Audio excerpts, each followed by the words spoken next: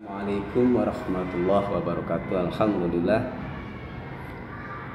Wassalatu wassalamu ala Rasulillah wa ala alihi wa sahbihi wa mawala la haula wa la quwata illa billah. Amma ba'du. Para jamaah sekalian yang dimuliakan oleh Allah Subhanahu wa taala, pada kesempatan kali ini kita akan melanjutkan tentang pembacaan suratul Fatihah.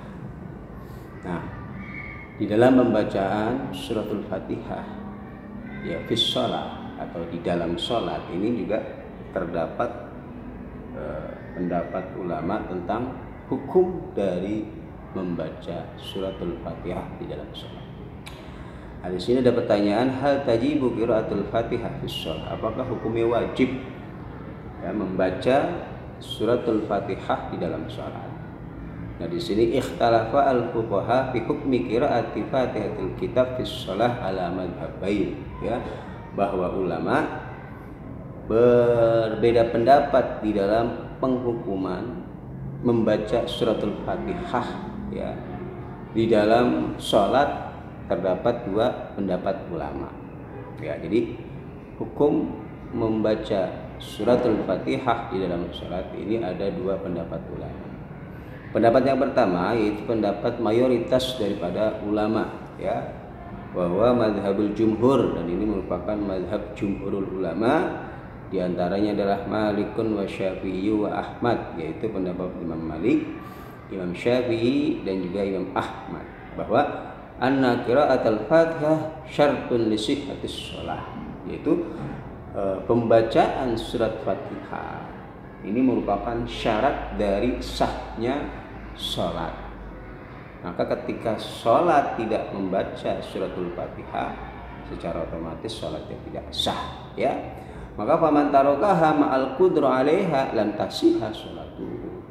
Siapa orang yang mampu membaca suratul Fatihah kemudian dia meninggalkan bacaan Fatihah dengan unsur penyengajaan, maka sholatnya tidak sah, karena merupakan syarat dari sahnya sholat. Dan ini pendapat dari mayoritas ulama, yaitu pendapat Imam Malik, Imam Syafi'i dan Imam Ahmad. Kemudian pendapat yang kedua yaitu madhabus Tsauri wa Abi Hanifah, madhab daripada Imam Tsauri dan Abu Hanifah, pendapat daripada Imam Tsauri dan Abu Hanifah. Anna sholata tujzi'u biduni Fatihatil kitab ma'al isa'ah, bahwa sholat ini bisa dianggap cukup atau sudah dianggap cukup atau sah biduni Fatihatul kitab, dengan tanpa membaca Fatihatul kitab yaitu suratul Fatihah, namun ma'al isa'ah, beserta adanya unsur jelek di sana, berarti kurang afdal, kurang afdal, yang lebih afdal adalah tetap membaca suratul Fatihah. Wala tabtulu sholatu, dan sholatnya tidak batal, hanya saja kurang afdal dan dianggap kurang baik, namun tidak sampai dengan membatalkan dari sholat tersebut. Balil wajib, namun yang wajib menurut dua ulama ini yaitu Imam Tsauri dan Abu Hanifah, mutlaqul qiraah, yaitu yang terpenting di sana ada membaca dari Al-Qur'an, wa aqalluhu salasu ayatin kisarin, yang paling sedikit minimal membaca 3 ayat, walaupun ayat tersebut ayat yang pendek, atau ayatin tawilatin, atau ayat-ayat yang panjang. Jadi yang terpenting atau yang wajib yaitu mutlaqul qiraah.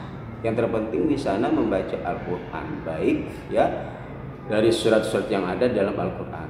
Dan yang paling sedikit menurut dua pendapat ini adalah 3 ayat, minimal membaca 3 ayat yang ada dalam Al-Quran, walaupun itu ayatnya pendek ataupun ayatnya panjang, maka sholatnya dihukum sah walaupun tanpa membaca surat Al-Fatihah. Nah, jadi ada dua pendapat tentang hukum di dalam membaca surat Al-Fatihah di dalam sholat. Pendapat yang pertama dan pendapat dari mayoritas ulama bahwa Fatihah ini merupakan syartun li sihhatis shalah, syarat dari sahnya sebuah sholat atau sholat yang kita lakukan.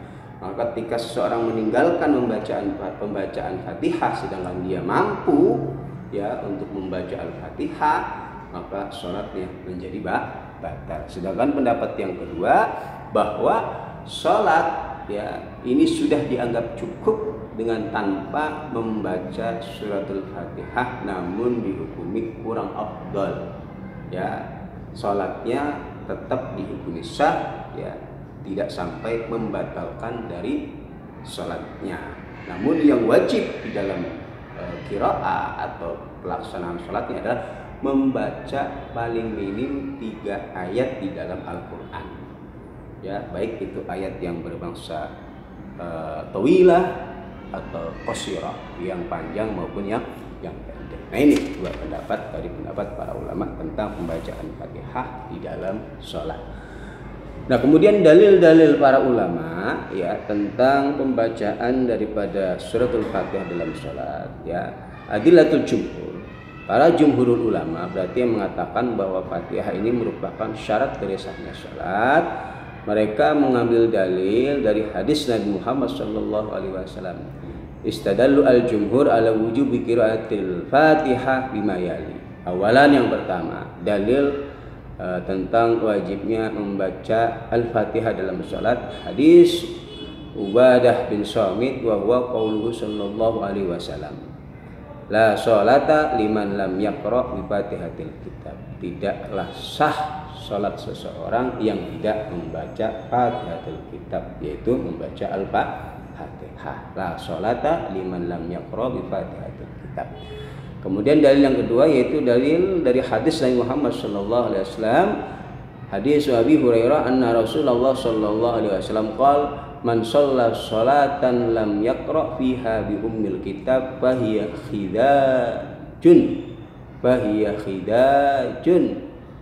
khidajun wairu tamam. Ya, siapa orang yang sholat dengan melaksanakan ibadah sholat kemudian tidak membaca Ummul Quran di dalam sholatnya, fahiya khidajun, maka hal tersebut adalah satu hal yang dianggap kurang. Rasulullah mengulangi ucapannya sampai 3 kali, kurang yang tidak sempurna. Nah, ini hadis Nabi Muhammad SAW yang diriwayatkan oleh Abi Hurairah. Kemudian juga ada hadis lain yang menjelaskan tentang hadis dari Abi Sa'id Al-Khudri. Amarona ayyaqra'a bi Fatihatil kitab ma tayassara. Kami diperintahkan untuk membaca Fatihatul kitab dan apa-apa yang kita mampu di dalam Al-Qur'an. Nah, dari hadis-hadis tersebut ya para ulama berkata qalu bahadil asa. Semua dalil hadis-hadis di atas kullaha ya tadullu ala wujubi qiraatil Fatihah fi shalah, menunjukkan atas wajibnya membaca Al-Fatihah di dalam salat. Ya, dari dalil yang tadi disebutkan.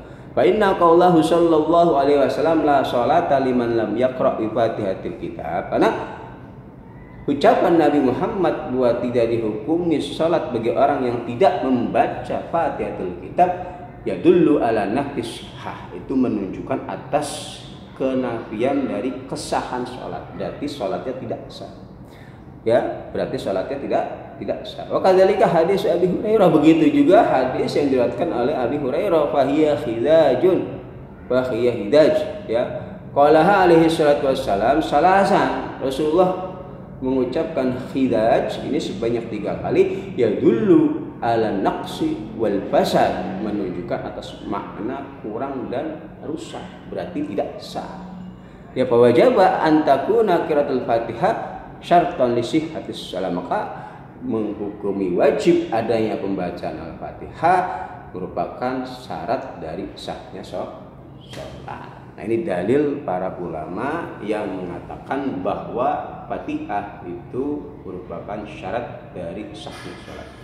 Kemudian adillatul Hanifiyah ya, dalil ulama Hanafi dan juga Imam Syafi'i yang mengatakan bahwa seseorang yang sholat tanpa membaca Al-Fatihah, cukup dengan membaca 3 ayat yang ada dalam Al-Quran, sholatnya dihukumi sah namun kurang afdal.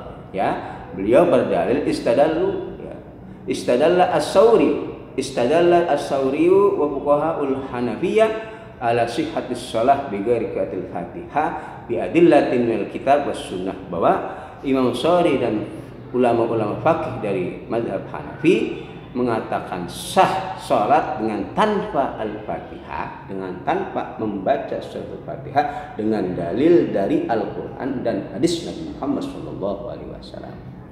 Amal kita qaulu ta'ala, sedangkan dari Al-Qur'annya adalah firman Allah Subhanahu wa taala, faqra'u ma tayassara minal Qur'an. Bacalah oleh kalian dari apa-apa yang kalian mampu dari Al-Qur'an. Qalu, berkata para ulama, wa hadza yadullu ala annal wajib, ya, bahwa ya hal ini menunjukkan bahwa yang wajib adalah membaca ayaqra'a ay syai'in yatayassara minal Qur'an, sesuatu yang dia mampu dari Al-Qur'an. Berarti tidak wajib harus Al-Fatihah.